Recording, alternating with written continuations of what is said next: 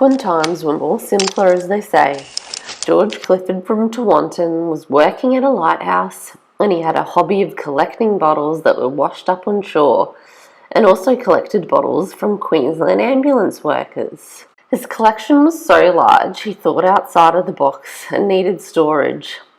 So he decided to build in 1966 the House of Bottles, of course. It turned into a very popular tourist attraction on the Sunshine Coast.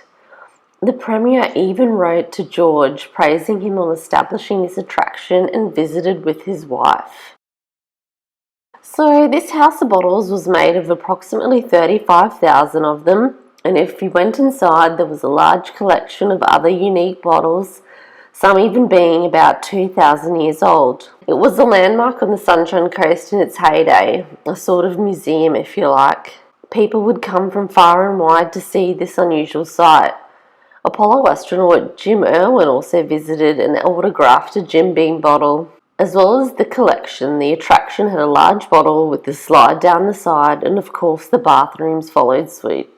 Beryl Williams bought the fascinating side off George when he decided to retire and operated until 2003. When Beryl herself wanted to retire, unfortunately she couldn't find a buyer for the House of Bottles itself, only the land, and it was heartbreakingly bulldozed down.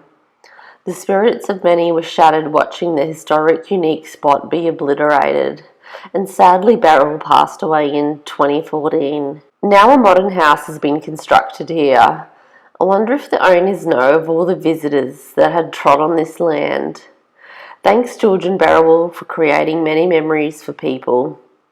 When news broke out the attraction was closing down, there was a deluge of visitors keen for the one last look at the House of Bottles. Thanks for watching all.